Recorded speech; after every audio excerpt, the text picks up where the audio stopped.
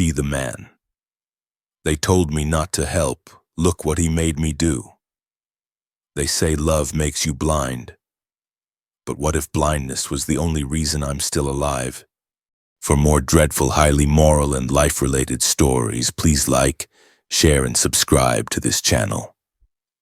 We love you. I still remember the day I met him, the man everyone warned me about. He was lying by the roadside, half dead, his royal garments soaked in his own blood and dust. People passed him like he was a curse waiting to swallow them. I was only 16, foolishly brave, foolishly kind. I didn't even know his name. All I saw was a man who looked like the kind of danger stories are made of. When I knelt beside him, my mother screamed from afar, "Leave him! That man brings death wherever he goes." But I couldn't move. His eyes were open, watching me like he was waiting for me. Like my face was the last thing holding him to life. I carried him home. That night my father said I had brought evil into our house. They wanted to throw him out before dawn, but I stood before him like a shield. By morning he was gone. And so was my peace. That was the day my dreams changed forever. Because that night he came to me again, not in flesh, but in my sleep. And when I woke up, his voice was still echoing in my ears. "You will never stop seeing me until your heart forgets to beat." The whispers in my sleep shock my world and my entire existence. That night was the beginning of everything strange. I woke up sweating, shaking, and hearing him whisper my name in a tone that crawled into my bones. He wasn't asking for help anymore. He was giving commands. "You will find me," he said. "And when you do, you will never leave." I thought it was just a dream until I saw his ring on my table the next morning. The same gold ring he wore when I first found him. My parents accused me of stealing. I swore I didn't. But how do you explain something you don't understand yourself? Every night the dream returned. Every morning the ring glowed brighter.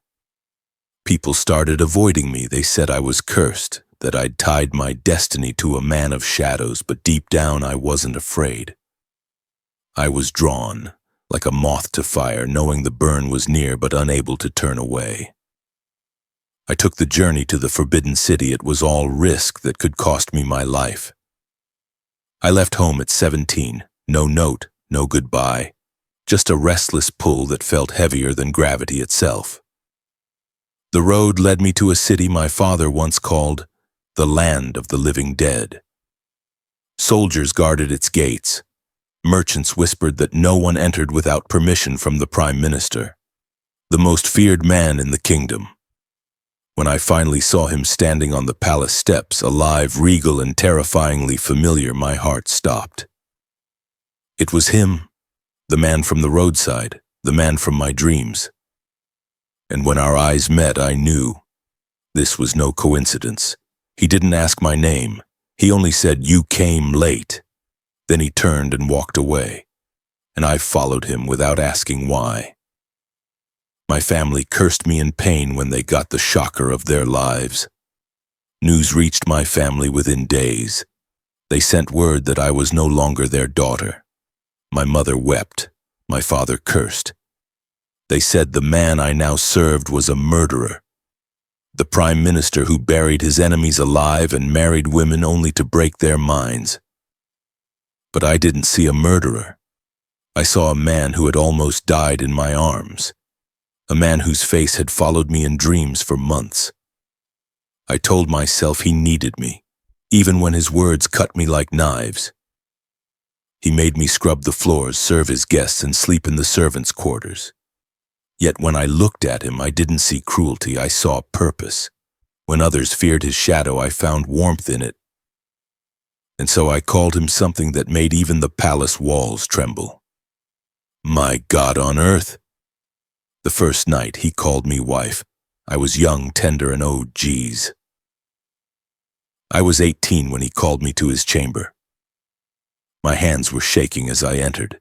His eyes, cold as winter, followed every breath I took. He didn't touch me. He only said, "From tonight, you belong to me." The room fell silent except for the fire crackling behind him. I remember asking him why he chose me out of all his servants, all his women. He smiled, that slow, cruel smile that both melted and destroyed me, and said, "Because you already belonged to me before you were born." That night I lay beside him, wide awake. He didn't hold me, he didn't speak.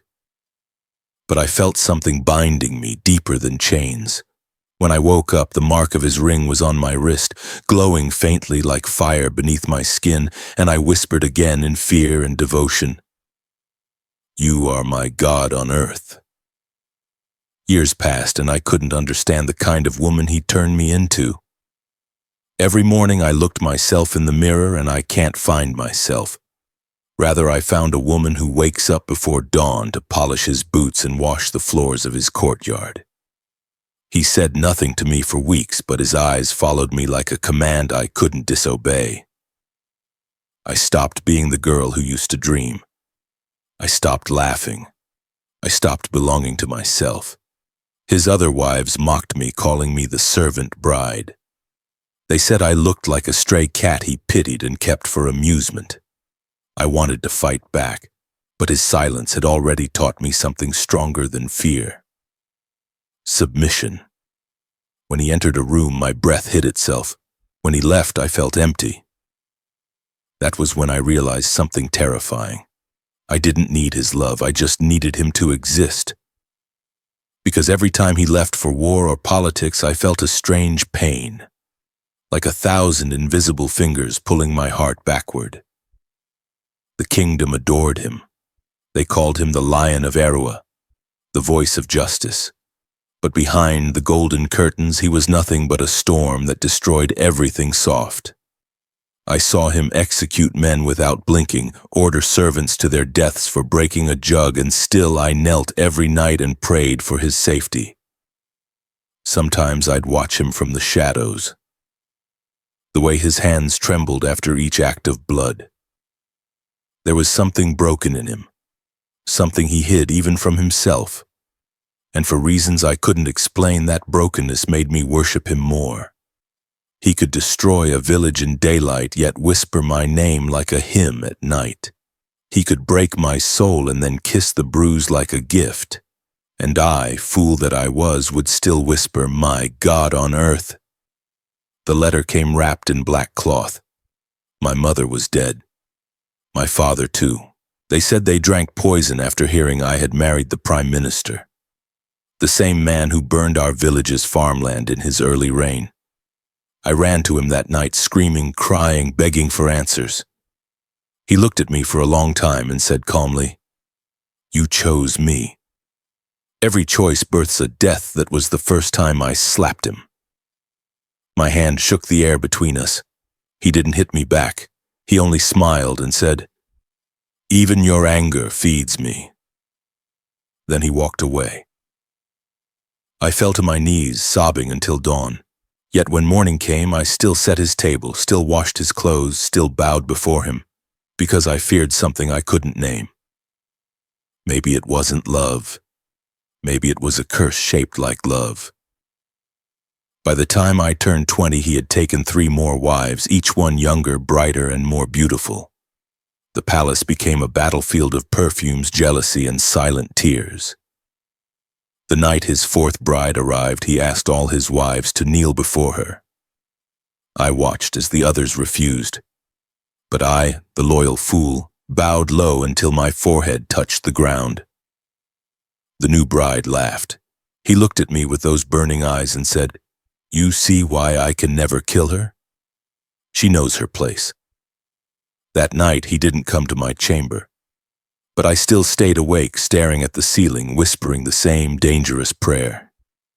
Keep him alive, my God on earth.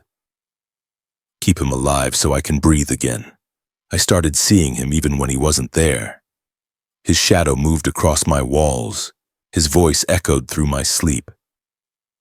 When he traveled, I'd fall sick, feverish and restless. The doctors called it soul-binding sickness. They said it happens when a person's spirit is trapped in another's. Sometimes I tried to pray, not to him but to the heavens. Yet each time I did, I saw his face instead. He had become my God, my curse, and my cage. The strangest thing was I didn't want freedom, I wanted him, even if it meant dying one heartbeat after his. But deep inside me, something had started to whisper differently. Something that didn't sound like worship. Something that sounded like warning. The night after his 5th marriage, I couldn't sleep. I lay in the dark, listening to my own breath, when suddenly everything froze. The walls melted into mist, and I was standing in a place that wasn't earth. The air smelt of iron and rain. He was there, sitting on a throne made of bones, his face calm, his eyes endless. I tried to kneel, but my legs wouldn't move. He smiled and said, "Do you still choose me, little flame?" I wanted to say yes, but something inside me whispered no. Before I could answer, a blinding light split the sky, and I woke up screaming. The next morning, he stared at me differently, like he knew I'd almost chosen against him. 3 nights later, I dreamt again. But this time, he wasn't there. A woman stood instead, clothed in white, her hair silver, her eyes gentle but powerful. She said nothing for a long time. Then she whispered, "You keep calling him your God on earth. But what are you?" I tried to answer, but no sound left my mouth. She touched my forehead, and I saw flashes. Me as a little girl helping a dying man. Me losing my family, me kneeling before power that wasn't divine. When I woke, I was trembling. For the first time, I felt guilt instead of devotion. It was said that the Prime Minister could silence a city with a word. But that week, rumors spread. A rebellion was coming. His enemies were gathering. His voice no longer made the earth tremble. He returned home furious, smashing mirrors and shouting names I didn't know. I ran to him, tried to calm him, but he pushed me aside like dust. That's when I saw it. Fear. The man I called my God was afraid. That single moment broke something inside me. Gods don't tremble, humans do. That night, the dream returned, but the throne room was cracked, bleeding light. He sat smaller now, thinner, desperate. I walked toward him, and for the first time, I didn't bow. "Why do you call yourself my God on earth?" I asked. The question echoed like thunder. He blinked, his body shrinking further, light burning through his skin. His voice came weak, almost childlike. "Because I love you." Love. The word stabbed me harder than all his cruelty. That was love? The kind that chained and drained? I stepped back, trembling, realizing I had mistaken obsession for worship. Now I entered the era of becoming my own God on earth. I woke up gasping, sweat cold on my skin, but something was different. My wrist, where his ring mark once glowed, was clean. No fire, no pain, just peace. Outside my chamber, servants bowed. Guards lined the hallway. The same people who once spat at me now waited for my command. I didn't understand until I saw the throne, empty. He was gone. No announcement, no farewell, just gone. And then it hit me. The moment I faced him in the dream, the chains snapped, the power shifted. I didn't need to call anyone my God on earth because I finally remembered I was one. The sun rose differently that morning. Slower, heavier, golden like molten truth.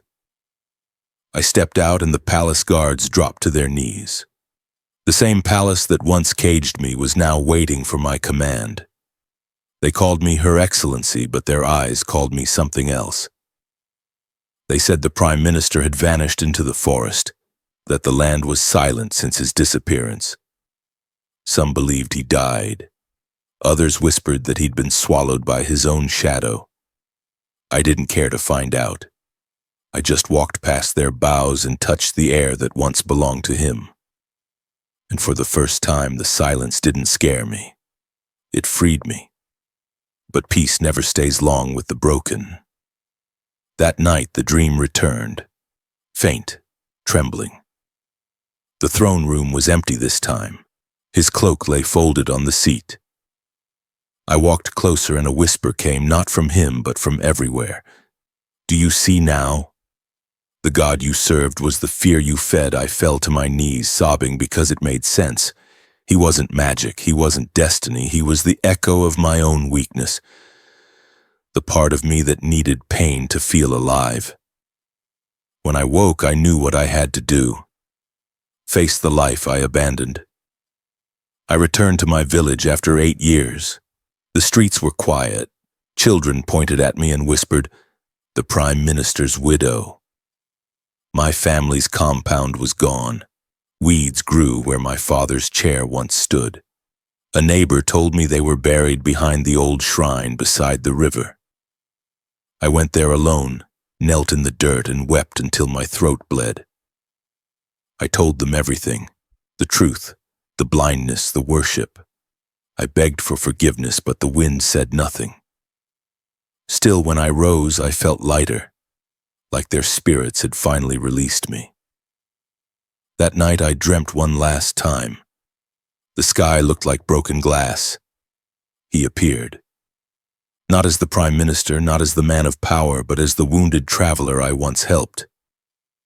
His eyes were gentle, almost human again. He said, "You freed me." I asked him, "From what?" He smiled faintly. "From you." Then the dream cracked open and I saw myself, young, kneeling beside him on that first day, only this time I walked away. I didn't help him, I didn't bring him home, I let fate take him. And somehow, that was peace. When I opened my eyes, I wasn't the same woman. Servants surrounded me with food and laughter. Music filled the halls, but their presence no longer defined me. I looked into the mirror, the same mirror he once broke, and saw something divine looking back. It wasn't him, it was me, the woman who had walked through madness and found herself whole. I no longer need to see him in my dreams to stay alive. I no longer whisper prayers to the man who broke me, because I finally understand gods are not always men on thrones. Sometimes they are women who survived believing in one. He called it love. I called it worship. But now, I call it freedom. Until we learn to face our fears, I mean whatever fears we have, we remain slaves to them. They will recreate our past, alter our present, and determine our future. Fear only has the power we give it. You and I are more powerful than we know. The story is brought to you by Forges, written by Favor 00.